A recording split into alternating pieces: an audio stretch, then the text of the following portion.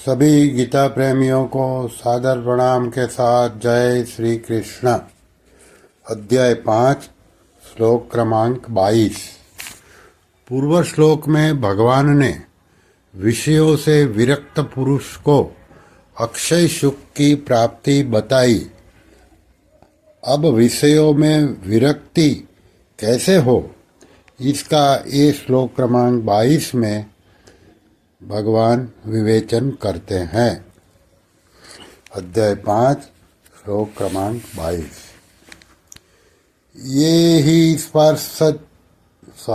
ये ही संस्पर्शजा भोगा दुख योनय एव ते आद्यन्तवन्तः कौन्तेय न तेषु रमते बुधः। अर्थात भगवान कहते हैं, क्योंकि हे कुंती नंदन, जो इंद्रियों और विषयों के संयोग से पैदा होने वाले भोग यानी कि सुख हैं, वे आदि अंत वाले और दुख के ही कारण है। अतः विवेकशील मनुष्य इनमें रमण नहीं करता। अभी इसकी व्याख्या। ये ही संस्पर्शजा भोगाः। शब्द, स्पर्श, रूप, रस और गंध, इन विषयों से इंद्रियों का राग पूर्वक संबंध होने पर जो सुख प्रतीत होता है उसे भोग कहते हैं।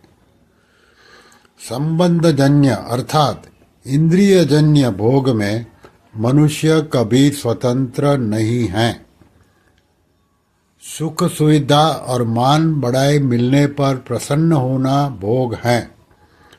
अपनी बुद्धि में जिस सिद्धांत का आदर है, दूसरे व्यक्ति से उसी सिद्धांत की प्रशंसा सुनकर जो प्रसन्नता होती है, सुख होता है, वह भी एक प्रकार का भोग ही है। तात्पर्य यह है कि परमात्मा के सिवाय जितने भी प्रकृतिजन्य प्राणी, पदार्थ, परिस्थितियां, अवस्थियां आदि हैं, उनसे किसी भी प्रकृतिजन्य करण के द्वारा सुख की अनुभूति करना भोग ही है। शास्त्र निषिद्ध भोग तो सर्वथा त्याज्य है ही। शास्त्र विहित भोग भी परमात्मा प्राप्ति में बाधक होने से त्याज्य ही है।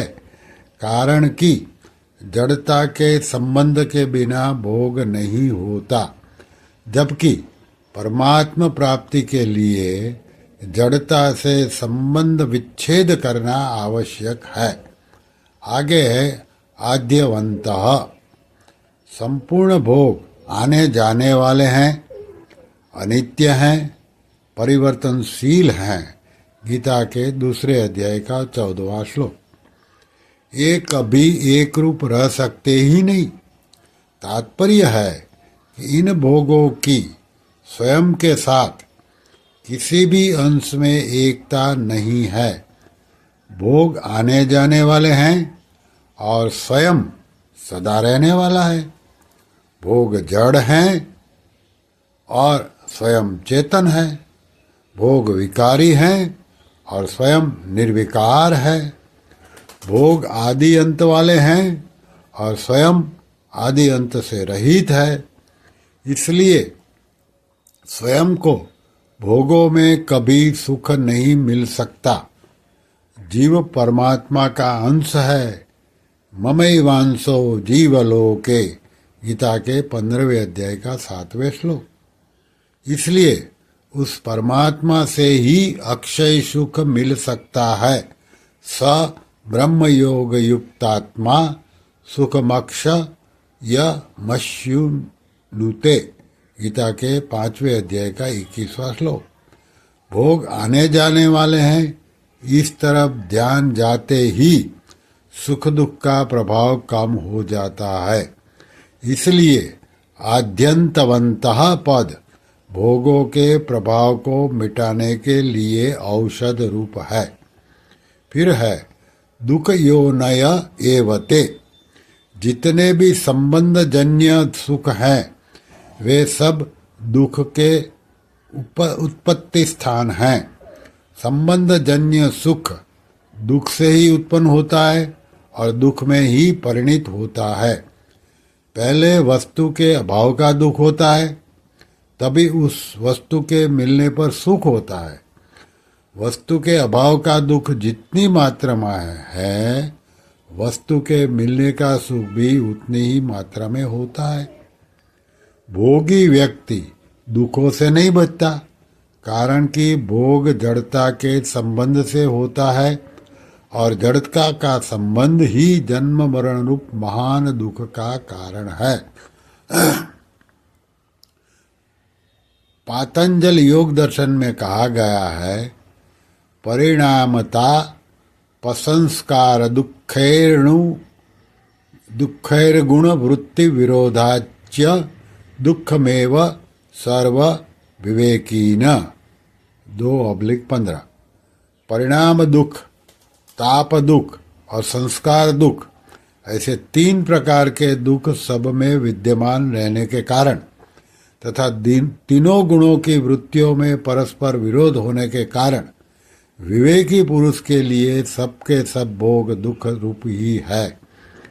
संपूर्ण विषय भोग आरंभ में सुखरूप प्रतीत होने पर भी परिणाम में दुख ही देने वाले हैं। गीता के 18वें अध्याय का 38वां श्लोक। क्योंकि भोगों के परिणाम में अपनी शक्ति का ह्रास और भोग्य पदार्थ का नाश होता है, यह परिणाम दुख है। दूसरे व्यक्तियों के पास अपने से अधिक भोग देखने से, अपने इच्छानुसार पूरे भोग न मिलने से, भीतर भोगों की आसक्ति होने पर भी भोग भोगने की सामर्थ्य न होने से तथा प्राप्त भोगों के बिछुड़ जाने की आशंका से भोगों के पास रहते हुए भी हृदय में संताप रहता है, यह ताप दुख है। किसी कारणवश भोगों का वियोग हो जाने से मनुष्य उन भोगों को याद कर करके दुखी होता है, यह संस्कार दुख है। भोगों की रुचि होने के कारण मन उन भोगों को भोगना चाहता है, परंतु विवेक के कारण बुद्धि उन्हें भोगने से रोकती है। ऐसे ही सत्संग करते समय तामसी वृत्ति के कारण निंद आने लगती है और निंद का सुख मनुष्य को अपनी ओर खींचता है, परंतु सात्विक वृत्ति के कारण उसे विचार आता है कि अभी सत्संग कर ले, क्योंकि यह मौका बार बार मिलेगा नहीं। यह गुण वृत्ति निरोध है, जिससे साधकों को बहुत दुख होता है। भोगों को प्राप्त करना अपने वश की बात नहीं है, क्योंकि इसमें प्रारब्ध की प्रधानता और अपनी परतंत्रता है, परंतु भगवान की प्राप्ति प्रत्येक मनुष्य कर सकता है, क्योंकि उनकी प्राप्ति के लिए ही मनुष्य शरीर मिला है। भोग 2 मनुष्यों को भी समान रूप से प्राप्त नहीं हो सकते, पर भगवान मनुष्य मात्र को समान रूप से प्राप्त हो सकते हैं। सतयुग आदि में बड़े बड़े ऋषियों को जो भगवान प्राप्त हुए थे, वही आज कलयुग में भी सबको प्राप्त हो सकते हैं।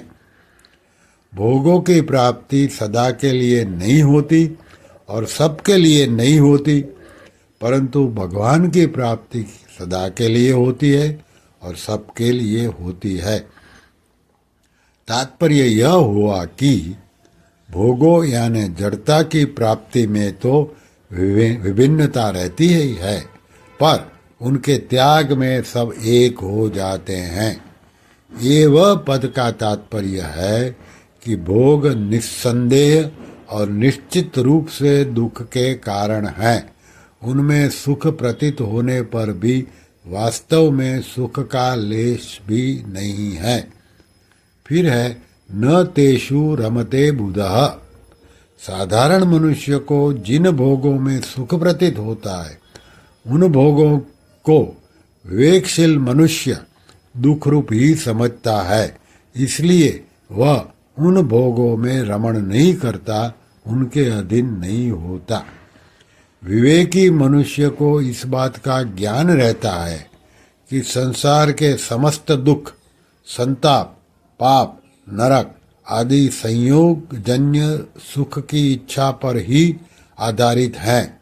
अपने इस ज्ञान को महत्व देने से ही वह बुद्धिमान है, परंतु जिसने यह ज्ञान जान लिया है कि भोग दुखप्रद है, फिर भी भोगों की कामना करता है और उनमें ही रमण करता है, वह वास्तव में अपने ज्ञान को पूर्ण रूप से महत्व न देने के कारण बुद्धिमान कहने का अधिकारी नहीं है। अपने ज्ञान को महत्व देने वाला बुद्धिमान मनुष्य भोगों की कामना और उनमें रमण कर ही नहीं सकता। श्री धर्म श्री कृष्ण शरणम मम, श्री कृष्ण शरणम मम, श्री कृष्ण शरणम मम। ओम श्री कृष्णार्पणमस्तु।